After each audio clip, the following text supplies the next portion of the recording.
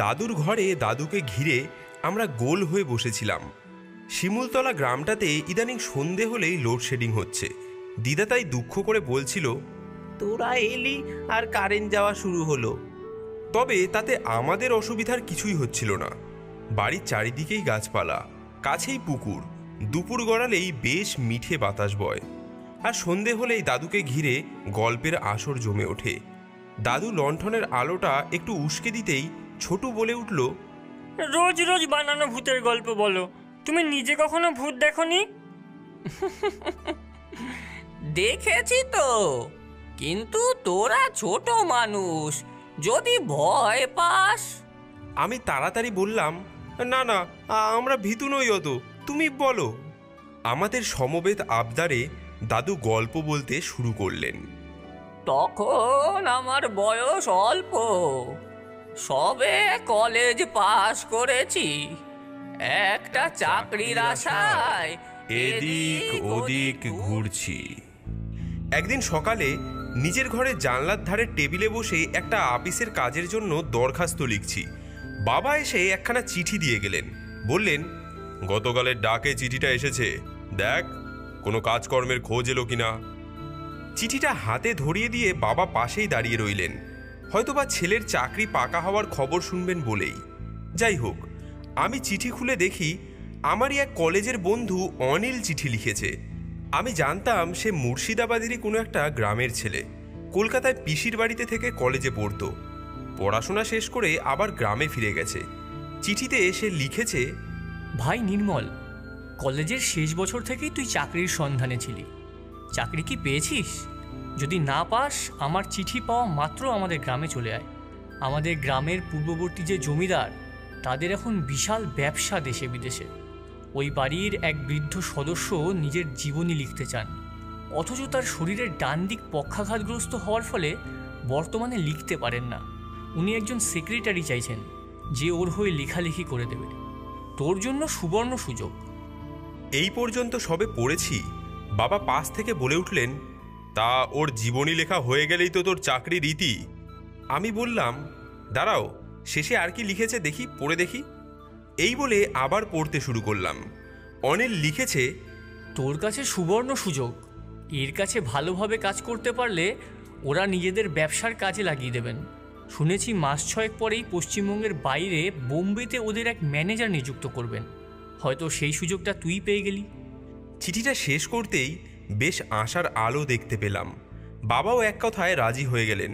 আমিও মায়ের অনুমতি নিয়ে ব্যাগ গুছিয়ে একদিন বেরিয়ে পড়লাম। আমি অচেনা অজানা কোনো জায়গায় যাওয়ার জন্য সবসময় সকাল সকালই বেরোই, কিন্তু সেদিন বেরোতে বেরোতে একটু বেলাই হয়ে গেল। ভেবে দেখলাম, এখান থেকে শিয়ালদা ঘন্টা দেড়েক, তারপর মুর্শিদাবাদ পৌঁছাতে ঘন্টা 4, সেখান থেকে পলাশডাঙ্গা আরও কতক্ষণ কে জানে।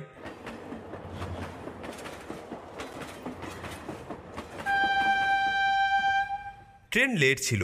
পৌঁছালাম যখন তখন বিকেল। স্টেশন থেকে নেমে একটা হোটেলে দুপুরের খাবার খেয়ে নিলাম।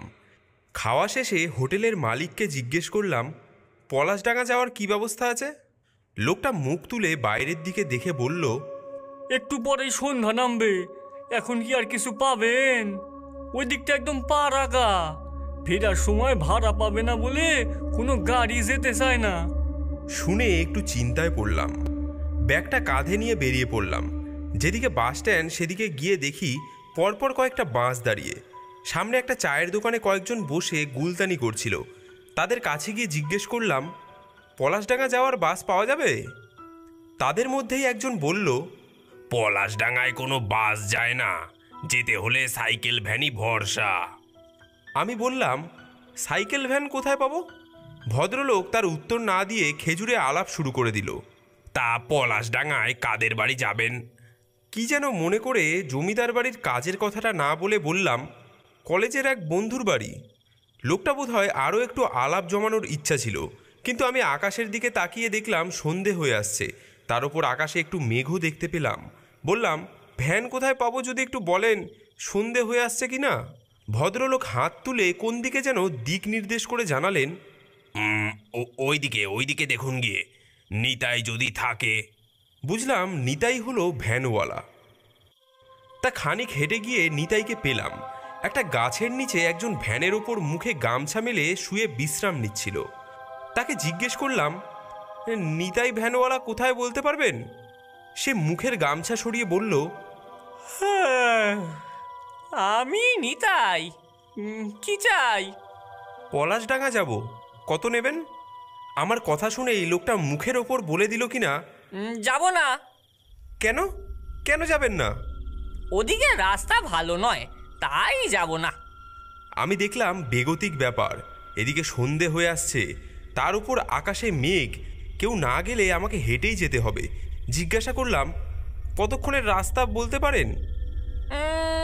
55 মোড় থেকে বাম দিকের রাস্তা ধরে গেলে হেঁটে ঘন্টাখানেক লাগে। ওটা শর্টকাট। চলেন 55 মোড় অব্দি পৌঁছে দিয়ে আসি, তারপর যা ভালো বোঝেন। আমি ভ্যানে চড়ে বসলাম। বড় রাস্তা পেরিয়ে অন্য রাস্তা ধরে ভ্যান নিয়ে চলল আমাকে। খানাখন্দ, পথে 2-4টে টিমটিমে লণ্ঠন জ্বলা দোকান, দুপাশে শুধু গাছপালা, ক্ষেত খামার। প্রায় 20 মিনিট চলার পর এক জায়গায় নামিয়ে দিয়ে ভ্যানওয়ালা বাম দিকে নির্দেশ করে বলল, এই যে রাস্তা, এদিক দিয়ে সোজা চলে যাবেন, কোনো দিকে তাকাবেন নে। অসত্য গাছের তলে তো একেরে দাঁড়াবেন নে। আমি হাঁ করে অন্ধকার গাছপালায় ঘেরা মেঠো পথটা বোঝার চেষ্টা করছিলাম। নেতায়ের কথা শুনে অবাক হয়ে বললাম, মানে?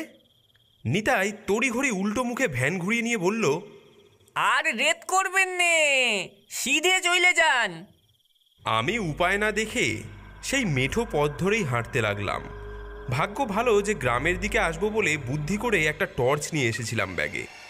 সেইটা জ্বালাতেই একটা আলো গোল হয়ে রাস্তায় ছড়িয়ে পড়ল। তাতে খানাখন্দে পড়ার হাত থেকে বেঁচে গেলুম বটে, কিন্তু সেই আলোয় আধার যেন চারপাশে আরও চেপে ধরল। রাস্তার ধারে গাছগুলো ঝুঁকে এসেছে পথের উপর। আমি চুপচাপ চলেছি। এর মধ্যেই অসত্য গাছ যে কোথায় লুকিয়ে আছে কে জানে। তার তলায় দাঁড়ালেই বা কি হবে তাই বা কে জানে। একটু ভয়ে ভয়ে পথ হাঁটছি, এমন সময় জোরে বৃষ্টি নামলো। আমি চট করে একটা গাছের নিচে দাঁড়িয়ে ব্যাগ হাতড়ে আপন মনে বলে উঠলাম, এই যা, ছাতাটা আনিনি। তারপরে কি যেন মনে হতে টর্চটা গাছের দিকে ঘুরিয়ে ভালো করে দেখে স্বস্তির নিঃশ্বাস ফেললাম। যাক বাবা, এটা অন্তত অসত্য গাছ তো নয়। ভাগ্য ভালো ছিল, একটু দাঁড়াতেই বৃষ্টি কমে গেল। আমি তাড়াতাড়ি হাঁটতে লাগলাম। মেঠো পথে কাদা হয়েছে, পিছলে পড়ার আশঙ্কা বেশ। মনে মনে প্রমাদ গুনলাম, হে ভগবান, কোথায় যে এসে পড়লাম। গ্রামে পৌঁছাতে কতক্ষণ লাগবে কে জানে। ওমা, সামনে একটা বড় সড়ো বাঁশঝাড় পেরোতেই দেখি একটা বাঁধানো গাছের নিচে বয়স্ক কজন মানুষ বসে বসে হুঁকো টানছেন আর মাথা নাড়ছেন। এমনভাবে মাথা নাড়ছেন যে দূর থেকে দেখে ভাবলাম কোনো বিশেষ বিষয় নিয়ে আলোচনা হচ্ছে বুঝি। এতক্ষণ পরে এতগুলো মানুষ দেখে আমার ধরে প্রাণ এলো। আমি ওদের সামনে গিয়ে পেন নাম ঢুকলাম। নমস্কার মশাইরা, পলাশডাঙ্গা কত দূর একটু বলতে পারেন? তারা আমার দিকে তাকালেন। একজন বিগলিত স্বরে বললেন, পলাশডাঙ্গা যাবে ভায়া, তা এক ছিলিম তামাক খেয়ে যাও। আমি কোনো কালেই ধূমপান করি না, তাই বললাম, দেখুন রাত হচ্ছে, আমিও ভিজে একসা, তাড়াতাড়ি পৌঁছতে পারলে বাঁচি। একজন মজার সুরে বললেন, আরে বসো বসো, এক চিলিম না টানলে আমরা বাবু তোমাকে রাস্তা বলছি নে। অগত্যা গাছতলায় বসে হুঁকোটা হাতে নিতেই শিউরে উঠলাম। এ তো দেখছি অসত্য গাছ। মনে মনে ভাবলাম, নিতাই ভ্যানওয়ালা বারণ করেছিল এর নিচে দাঁড়াতে, কিন্তু এতগুলো লোক বসে আড্ডা দিচ্ছে, তাহলে কি নিতাইয়ের মাথায় ছিট আছে? ভাবতে ভাবতেই দেখি একজন লোক একটা গামছা নিয়ে আমার মাথা মোছাতে আসছে। সে বলল, ভিজেছো তো ভায়া, বেশ মাথাটা মুছে নাও। তার কথা শুনে অন্য আরেকজন মজার সুরে বলে উঠল, দেখিস ভদ্রলোকের মাথাটা যেন আবার তোর মতো নড়িয়ে দিস না। সেই শুনে যেই লোকটা গামছা নিয়ে এগিয়ে আসছিল সে আক্ষেপের স্বরে বলে উঠল, আমার কথা ছাড়ো তো, রেলে মাথাটা কাটা পড়লো, তারপর আর ঠিক মতো জোড়া হলো কই, নড়বড়েই রয়ে গেল। এসব শুনে আমি প্রথমে ভাবলাম ওরা নিশ্চয়ই মজা করছে। তারপর দেখি কিনা লোকটার মুন্ডুটা সত্যি সত্যি ঘাড়ের ওপর থেকে ঢক ঢক করে নড়ে উঠল। আর তারপরে লোকটা গেল রে, আমার মুন্ডুটা গড়িয়ে গেল। বলতে বলতে লোকটার মুন্ডুটা ঘাড় থেকে খুলে ঢকাস করে নিচে পড়ল। আর অন্যেরা সমস্বরে বলে উঠল, আরে ধর ধর ধর, আরে গড়িয়ে গেল, আরে ধর। বলে মুন্ডুটাকে ধরতে এগিয়ে গেল। এই দেখে তো আমার আত্মারাম খাঁচা ছাড়া অজ্ঞান হয়ে যাবো এমন অবস্থা। কিন্তু নিজের প্রাণ বাঁচানোর তাগিদে আমি উঠে দাঁড়িয়ে দৌড় মারলাম যেদিক থেকে এসেছিলাম সেই দিকেই। ভগবানই জানেন কোন দিকে কত দূর পলাশডাঙ্গা। আমার আর পলাশডাঙ্গা দিয়ে কাজ নেই। আমি দৌড়াচ্ছি দেখে পিছন পিছন ওইসব লোকগুলো হাওয়ায় ভেসে ভেসে উড়ে আসতে লাগলো। আমি পিছন দিকে সেই সব দেখতে গিয়ে ঠকাস করে কিসের সঙ্গে যেন ধাক্কা খেলাম। চোখ খুলতেই ভয়ে আটকে উঠলাম। দুটো লম্বা মতো পা গাছ থেকে ঝুলে আছে, আর আমি সেই পায়ের সঙ্গেই ধাক্কা খেয়েছি। এমন সময় গাছের উপর থেকে জিরাফের গলার মতো লম্বা একটা গলা এঁকে বেঁকে আমার দিকে নেমে এলো। তার ডগার মাথাটা দেখি এক টিকিওয়ালা বামুনের। ভয়ের চোটে মুখ দিয়ে বেরিয়ে গেল, ও মাগো, এ তো ব্রহ্মদত্তি। সে মূলোর মতো দাঁত বার করে টিকি নাড়িয়ে আমাকে জিজ্ঞেস করলো, ও হে ছোকরা, তোর নাম কি? কোথায় পালাচ্ছিস? আমার তো তখন ভয় দাঁত কপাটি লেগে যাওয়ার উপক্রম। কোনো মতে বললাম, আমাকে ছেড়ে দিন প্রভু, আমি কিচ্ছু করিনি। আমার কথা শুনে ব্রহ্মদত্তি মশাই বেদম রেগে ধমক দিয়ে উঠল, কিছু করিসনি মানে? দেখছি করেছিস। আমি তো ভয়েই মরতে বসেছিলাম। তার সঙ্গে অবাক হয়ে জিজ্ঞেস করলাম, কি করেছি প্রভু? আমি কিছু করিনি, আমাকে ছেড়ে দিন। ব্রহ্মদত্তি আরও রেগে গেল সে কথায়। রেগে গিয়ে ছোট্ট করে একটা গাঁটটা মেরে বলল, তুই ওদের হুঁকো চুরি করে পালাচ্ছিস দেখতে পাচ্ছি, আর বলছিস কিচ্ছু করিনি। এমন সময় পিছন থেকে কারা যেন বলে উঠল,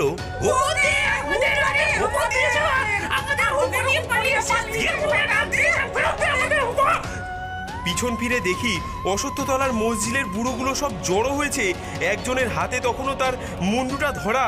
তার হাতে ধরা মুন্ডুটা বিরক্তির সুরে বলে উঠল, বেটা হুঁকো নিয়ে পালাচ্ছিস?